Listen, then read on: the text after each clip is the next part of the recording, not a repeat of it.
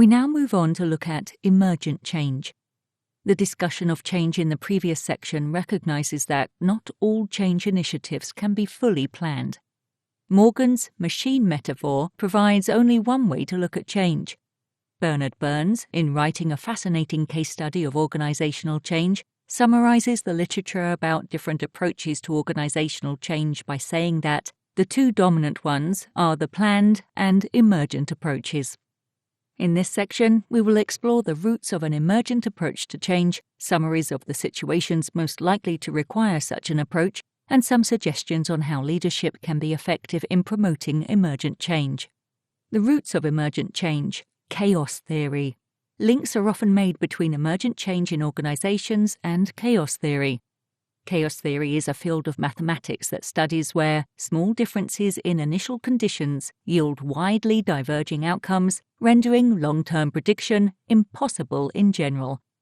One of the pioneers of this field, Edward Lorenz, is quoted by Danforth in this highly enigmatic summary. Chaos, when the present determines the future, but the approximate present does not approximately determine the future. A simpler understanding comes from a famous example, summarized in the title of a talk given by Lorenz. Does the flap of a butterfly's wings in Brazil set off a tornado in Texas? The famous butterfly effect. This is not to suggest that any butterfly has the power to create a tornado. However, in principle, the flap of its wings, along with a huge number of other factors, may contribute to the initial conditions for such an event. In organizational life, it is clear that change depends on a variety of factors, initial conditions, some of which are difficult to identify. Individuals with no formal power may have substantial impact on the outcome of a change process. Even the mood of an influential individual on the day that a change is communicated could contribute to initial conditions, leading to success or failure. These factors are not strictly random, but are, for practical purposes, impossible to include in formal change plan. In this sense, it is wise to recognize that even a planned change has elements of unpredictability.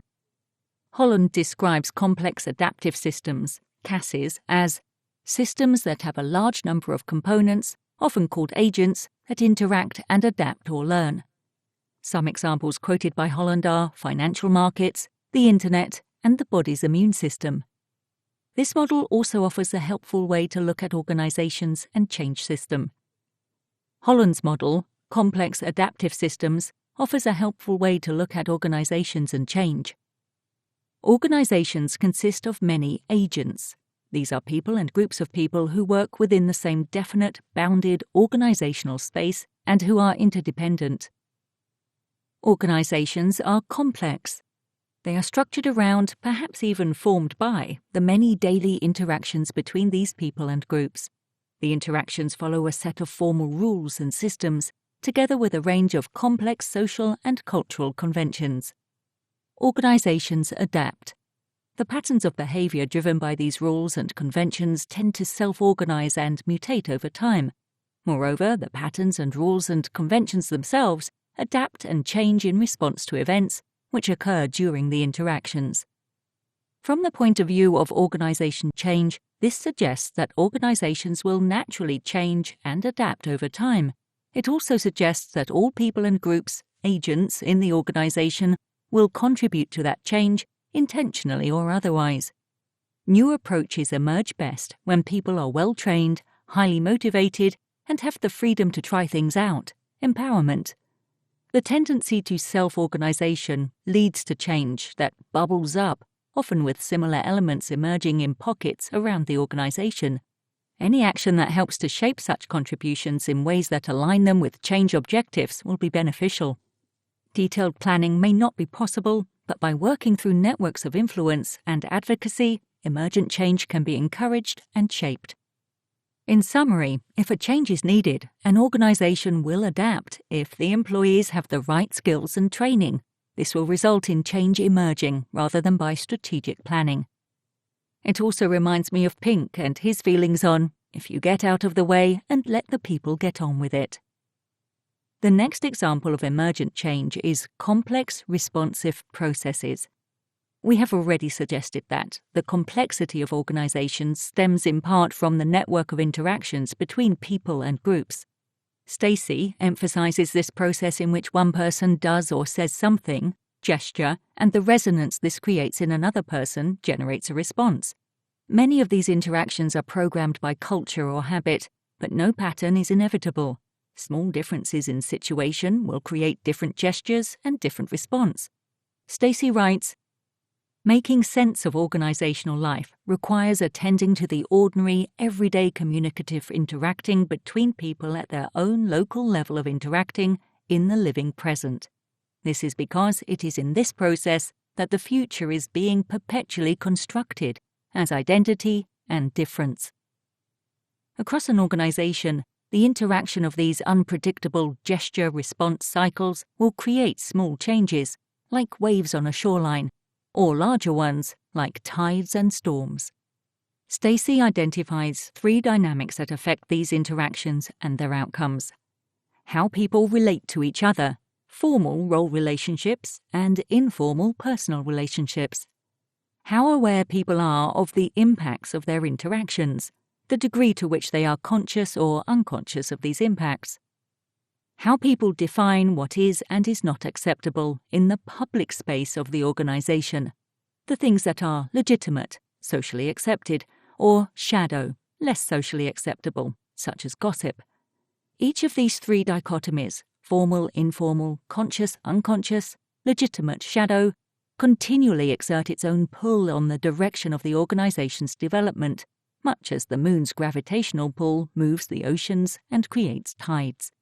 This means that change and development is seldom linear, because these 3 influences are sometimes aligned, creating large effects, and sometimes opposed, almost cancelling each other.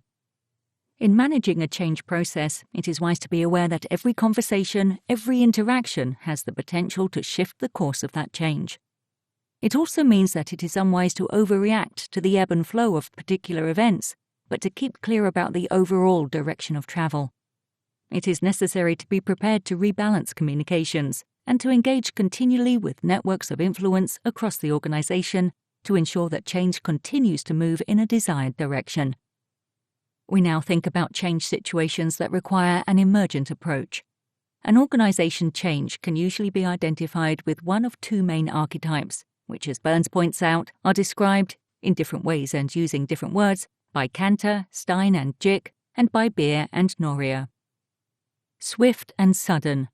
A short period of turbulent, typically imposed change, designed to deliver quick results, often driven by threats to the organization's continued success or survival. Developmental and deliberate. An extended period of patient work to build the organization's culture and capability. A change that can readily be seen within Gareth Morgan's machine metaphor, such as the implementation of an IT system update, can generally be implemented with a swift and sudden manner. Changes such as these may contain much detailed complexity, but are not ambiguous or uncertain. They respond well to a planned change approach. Any change that is necessary for the organization's survival is also likely to be swift and sudden, and will similarly be managed as a planned change. On the other hand, it is the nature of culture and capability to build over time, through a developmental and deliberate approach. Although the desired direction may be clear, the precise route is likely to be less so. Deviations and explorations are a common feature of culture change journeys. In such circumstances, a more emergent change process should be expected. The Change Management Institute puts it like this: where the core of the change is to systems, structures, processes, and practices, then planning and scheduling is possible. However, where that core change is in the discretionary decisions people make about their patterns of values and behaviors, no dates can be fixed in advance. People will engage with new patterns of behavior individually and in their own time. These 2 types of change are not mutually exclusive. Elements of both approaches may be seen in any particular phase of change occurring over time. The developmental and deliberate may prepare the way for the swift and sudden, or may be used to align culture and capability with a swift and sudden change already made. Before we move on, can you think of an example of a swift and sudden change? Next, we think about defining and moving towards a future state. The complexity described earlier in this section does not mean that change managers and organization leaders are powerless. It is possible to describe and define the direction of change that is required and to identify indicators which will show that progress is being made. This can be achieved through a 4-step process. 1. Start by deciding on the big picture change which would bring great rewards to the organization. That is the to-be state. 2. Look around the organization as it is now and list all the current consequences of that change not yet being a reality. That is the as-is state. 3.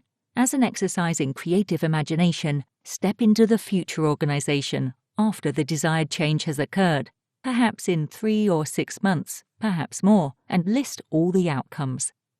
4. Identify the differences between the lists, both in objective, numerical measures, and in the more subjective, informal, behavioral indicators, where precise measurements are difficult or impossible. This process, especially if conducted with a group in a facilitated workshop, can yield powerful results. It clarifies and makes real the future state in terms that can be described effectively to others. It also identifies those leading measures, indicators, and markers that will enable all involved to track progress towards the desired state.